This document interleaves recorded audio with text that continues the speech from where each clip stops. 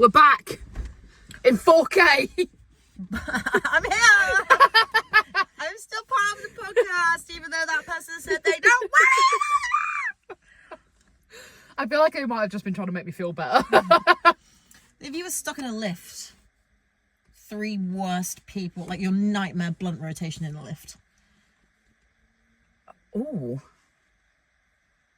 Anybody in the world? Yeah, it doesn't even have to be a specific person, but like a type of person. The person who is like, I used to work in lifts. This is what's happening. Like and they're doing nothing to help. Yeah. But they have to be right the whole time. Yeah. I would actually like claw eyes at that point. And then someone else who is just, and I understand, I get that people really struggle, but someone who is just panicking. I thought you were going to say stinky. I get that people struggle, but a stinky person. Someone with a bad constitution. No, that also, someone who always has to be right, someone who is just really, really panicking, because then I'll panic, and then someone who really, really needs a wee. Because I can't. I'm down with that. I think panic I can deal with. Someone has to always be right, awful. Yeah. Someone who really needs to pee, awful, and a child. Yeah. I'm good. Yeah. I'm so good. Or someone who's like actually like got like neurovirus or something. Someone who's ill. I'd rip the ceiling off. I'm not being funny. I would actually Hulk out. I would fully lose it. You start jumping. You're panicking. I'm being funny. I seriously would. When I was in the hospital, right, it was like the 4th time that I was there, and I was hooked up to an IV, so I couldn't move. And this woman, I don't know why she was walking around the ward. I don't know who let her do it, but she was vomiting in front of me. And oh my God, I climbed over the back of the chair. Like I literally was like, oh my God. And then I just had to be like, right, Maisie, you can do this. And I'd like kind of like sat down in the chair because I was like slowly like moving up this recliner like a cat, like.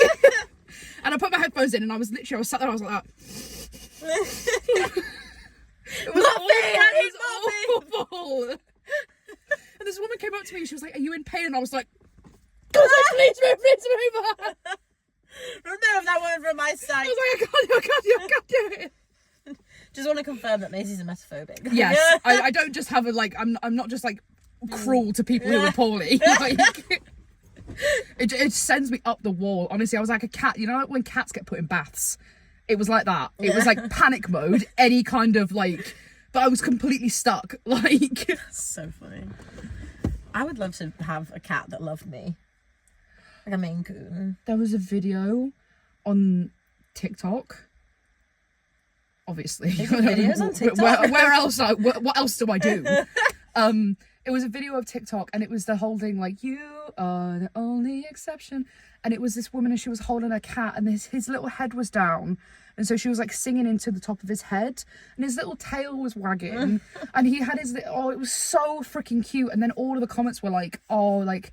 This is a soul cat. Like this is a cat that is just part of your soul. And I was like, oh my God, it's so cute. The cat distribution system is so real. Really I should still have Mittens. Mittens was mine. Mittens came to me and I saved her, and I'm so sad I don't have her anymore. Yeah. And then they called her fucking Josephine. It's ridiculous. Speaking of videos on TikTok, I saw a man who'd seen a woman who made a video. In this video, she said that she plays every day as if it's a game. She wakes up and she's like, did I say game right? Game. Sorry? Game. Every day as if it's a game. I don't like that. The first time you said like game. Yeah, that was weird. She wakes up every day and plays the day as if it's a game. She goes, today's going to be the best day ever. And then she looks for things throughout the day that are going to make it the best day ever. And I thought it was kind of positive, but then wouldn't you be a little bit disappointed if that day wasn't actually as good as the day before, because you just wouldn't believe yourself in the end? Or am I just a pessimist? I feel like it's probably like the sprinkles of depression, but the sprinkles.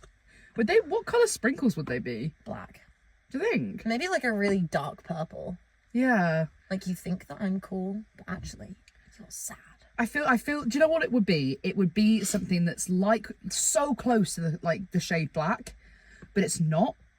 And so you're always doubting yourself. Yeah, so there's like a little glimmer of hope in there, and then it's like, no, I'm still here. I'm here. I'm one shade away. It's kind of like, what's that film with Ryan Reynolds?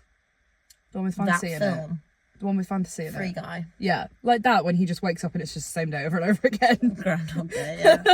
I think it's kind of sweet, like, because sometimes I think we just don't look at the little wins. No. Like John, who gave me a big Toblerone. That was the best day ever at that moment in time. Yeah. Do you know what? I fuck with that, you know, because when something does go wrong, you're like, hey, like, things happen in a game. Sometimes you, obviously in a game, like sometimes you die, but you can respawn. Yeah. And you can try again. Do you know what? I don't think anyone paid enough attention to Homer when he said, "This is the best day of my life so far." Like, at the time it was funny, but it's actually very deeply profound and emotionally mature. This is the best day of my life so far. So far. There's always something better. But it can be a benchmark. Yeah, I just think it's kind of sweet. Yeah. Big up Homer. Big up the donuts. I would actually love to try Duff beer. Apparently they sell it in Universal. Yeah, but it's like when you go to Harry Potter World and they do butter beer and it's just fucking vile. Did you not like it? No. I actually kind of fuck with it. Really? I don't know why I'm swearing so much. Yeah. Fuck with that. I fuck with that. Fuck with that, dude. Yeah, I kind of, like, actually, the one in Universal was better. I didn't like the one in the studios. Because I feel like the one in America, they just don't have any restrictions on what they can put in it. Yeah. And we're back to the American debate, but seriously, it's mad. Do you know what really makes me laugh when people go, United, United, and then they just like chant, because they don't, do football fans not realise they're actually part of a choir? Do you know what? They all think they're so hard. That's what I mean. Like, what do they think of Tottenham? Shit, you're doing a round, babes. You're doing a round. Oh, when the Saints! Oh my god! Football fans are part of marching bands. They don't even realise. They really are. They are. That is so sweet. Every time I see hooligans, I'm like, oh, did you come back from practice? Yeah, it's like a little, like, they are gasified and they don't even know. Do you know who I really respect? The football fans that will go to a football game, pay for tickets to go watch their favourite die-hard team and just stare at the opposition the whole game, not even watch the match and just go. Yeah. Because people do that. So when I worked because I worked I worked for a company that did PE. So there were a lot of like 20-year-old boys who liked football. And there were some of them that had season tickets to, I think it was either Aston Villa or it was Birmingham City. I think that's the name, the blue one. And they would tell me they'd come back on the Monday and they'd be like have like a black eye or something. Bearing in mind we work with kids. And they would come back and they would go, yeah, so basically my season tickets are right next to the away section. And depending on what team it's playing, is they block off seats and put like material over them so you can't get to the away fans. But they'd be like, yeah, I just go and stand next to the away fans, and then like as the final whistle would blow, we basically just start throwing stuff at them and then just start a fight. Yeah, I used to know people at school that would buy season tickets and they would go to matches purely just to fight people. I just find it insane. Go to therapy! Yeah. Talk about your feelings! Don't throw bottles! Yeah, I just think like WWE... Oh, that was a good thing. I saw someone say like, I saw someone say, like, don't you find it funny how WWE is basically just drag? And football is like Amdram. Oh my god. Football is Amdram. Oh my god. No, that is brilliant. It really is, because it's just like football, right? Careful, Rito. I'm good, thank you. Football fans, right? And I'm making a generalisation. I know diehard football fans who are the sweetest people in the world, but I'm making a generalisation about what happens. They're sometimes so like uppity about the fact that they love this football team and they love that and they love the other, but they have a go and they basically like take the piss out of people who like have a favourite show, or they have a favourite like drag queen, or they have a favourite pop star. You've got a favourite group of 7 men that run around a pitch in knee-high socks. Where's the difference? Where's the the difference here? Someone was saying that. I read this whole post about this guy who he loved this player so much that he spent like a month's wages on this man's top, like this player's top. And when he got it, he was sad because the t-shirt had been washed. Oh my And they were like, God. do you not realise that you have just paid to get a sweaty man's t-shirt so you can smell his sweat, and you're telling me that you're straight?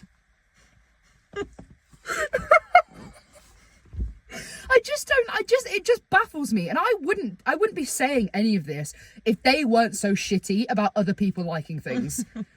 Because you can love whatever you love, but don't be shitty about it, about other people loving something the same amount as you are obsessed with something. Obsessed. Yeah. I just love it. Like, prime example is that when Taylor Swift got booed. Yeah. Oh my God. The equivalent of you loving that team is the equivalent of like her Swifties. Yeah. And I don't even like Taylor Swift, but I respect the grind. Yeah. This is the thing. I don't listen to her music, but I have a load of respect for her. She is the top grossing artist. I don't want to make I'm pretty sure she is. She's got the highest grossing tour. It's crazy. And she's capitalised on all of this. And people have a go at her about it. And then people go on and on and on about the fact that she gets airtime at the Super Bowl and she gets airtime at the Chief game. She's bringing people to watch your team. Would you not be happy that there are now more fans for you to that are a part of your community, that are going to pay for your team to come and watch your team, that are going to put money into your club or team or whatever it is to get you better players, to get you higher in the league, to get you back to the Super Bowl?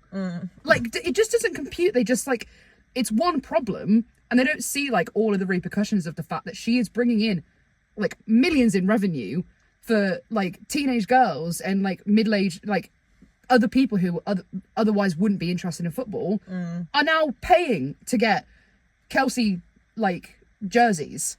Like they're paying your team, giving your team more money. Yeah. Like, yeah. it doesn't compute in my head sometimes, but it really just makes me laugh. Like, I think you could be a Swiftie. I think I am. I respect like a successful woman. Exactly. I don't listen to her music like ever, but I have so much respect for her. Yeah. I don't know, it's crazy. Just thinking about like how celebrities meet celebrities, and I always see these comments, it's like, I love when hot people get together. And like, I don't know if I've already said this in a video, but don't you think it's crazy how you might not have a soulmate here, but you could have a soulmate in a different town? Or you could have a soulmate in an industry you've not experienced yet. Yeah. Crazy. I do. I just think it's like, no, what you were saying in the other video was like, you could have a different soulmate.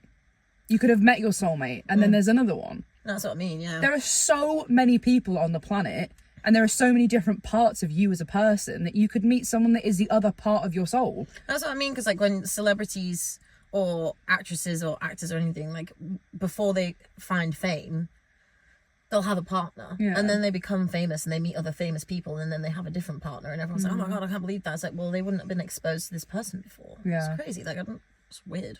No, it is mad. If you were an I'm a Celeb, get me out of here, do you think you really could eat a caterpillar? You just don't think you could do it at all? I think, if I'm honest, I would rather maybe like lie on like staples, Closed or open? open, than eat some of the stuff that they eat. I could do every other thing in that jungle, but the food, I think I would like, I might pass out. Like, I might do a Jillian and just like absolute conk it. Like, Would you rather get stapled in the forehead or paper cut in your armpit? staple in the forehead, Why? because sweat stings. Yeah, but do you not think it would be very, very painful to get a staple into your skull? And also, you'd have to do it with some force. So you're basically getting like blunt force trauma plus staple, or just a little in your armpit. It depends. Does the staple, does the paper cut heal in the normal amount of times that paper cuts heal? Paper cuts. Yeah.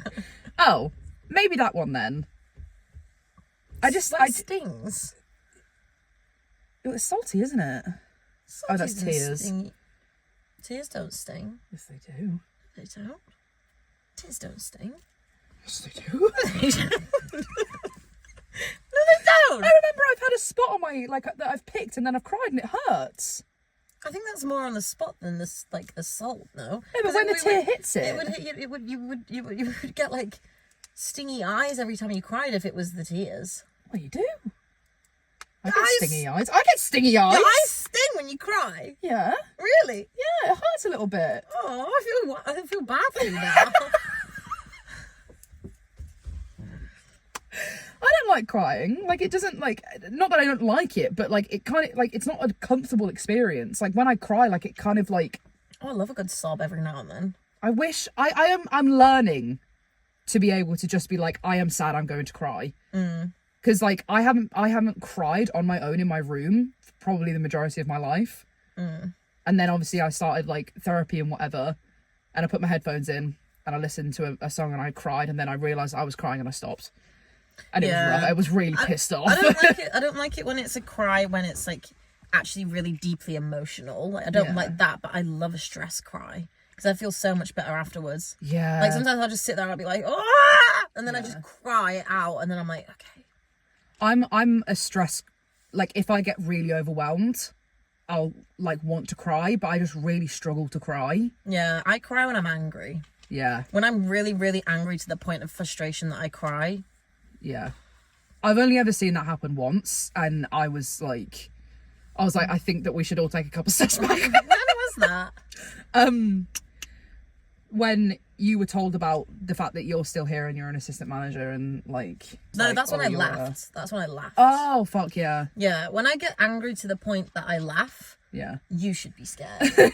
When I get angry to the point that I cry, I don't even know what's coming next. If you get me angry to the point of tears...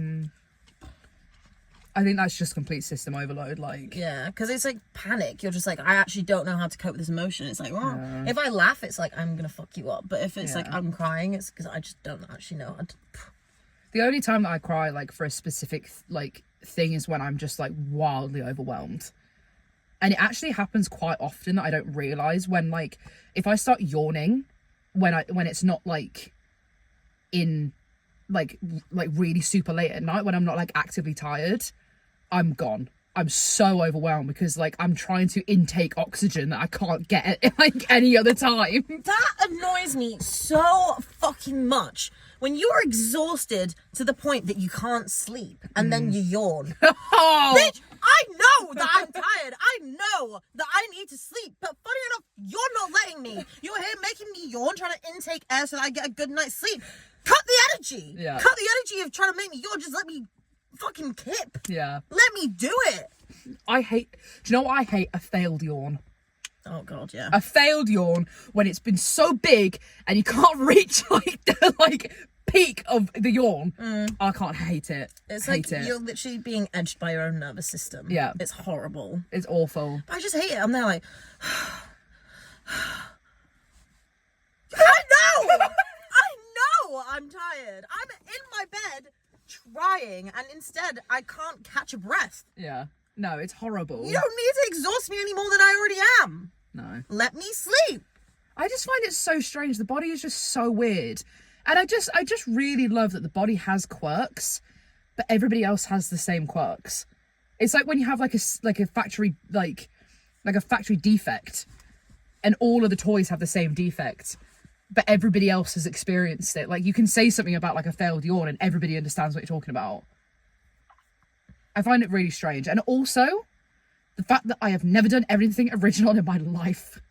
You probably have. I every single time that I see something and I'm like, I definitely was the only person to do that. And the reason I'm bringing this up was I saw a tweet about when you're in church or when you're in school and you're looking at the ceiling and you're like, if blades came out of here, would I be safe and who would get cut in half? Yeah. I thought that I was the only person who did that. I always do that. Do you know what happens to me most? In the theatre. Yeah.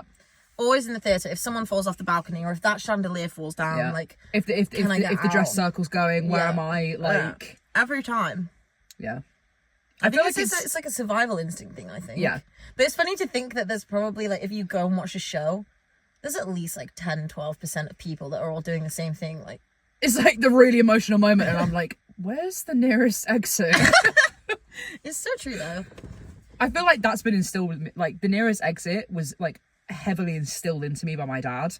Anytime we would go anywhere, he'd be like, nearest exit, you're going with mum, like, Lara's coming with me, this is the nearest exit, blah, blah, blah, blah, blah. Oh, wow.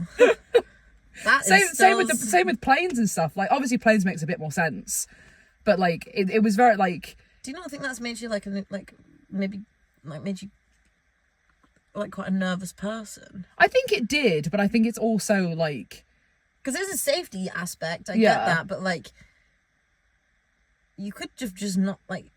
I don't know. I'm a bit baffled by that. Yeah, I personally think that it's something that I would do with my kids, because like, it stopped, like, if anything happened, it would stop me from panicking, and I'd be like, I know where I have to go, and I know that like if I can't find my dad, he's going out of this exit, so if I go out of that exit as well, I'll meet up with him.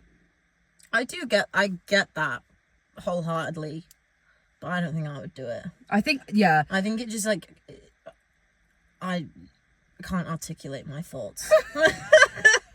I think to be honest, it's probably because he knew that I overthink everything. Yeah. And I also tend to panic. And so like, I personally appreciated it because of the way it was a parenting decision that was born out of who I am as a person. Do you know what I would find really weird? If we both had kids, I wonder how different they would be. I don't think they would be that different. Because on paper, we're very different people. Yeah. And had, like, I would say pretty similar upbringings. Yeah. So I wonder would our kids get on? I feel like, honestly, I feel like it would, I feel like our kids would get on, but it would depend on the dads. True. Because dads have a really big influence. Do they?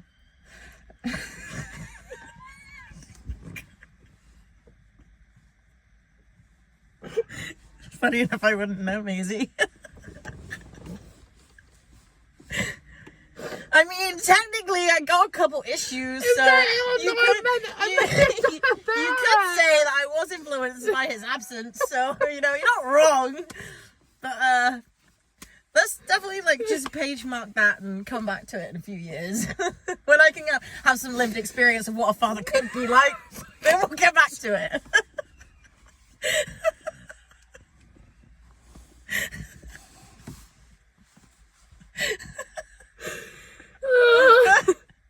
The father of my child. I'm going to look at them. I'm going to parentheses of like, if it's the right, like, if it's not like. That's like kind of weird though. Like, do you think like the father of my kids, they'll do something? I'll be like, is that like, should you be doing that? Is that normal for a father to do that? I think you would know. Like, I saw a video of this guy like making breakfast for his little girl, and he was just doing this on her hair, and I was like, oh.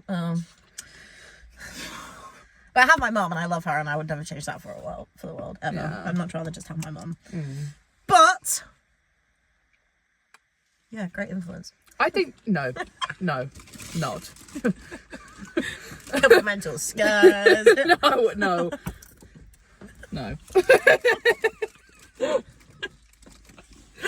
I think you would know.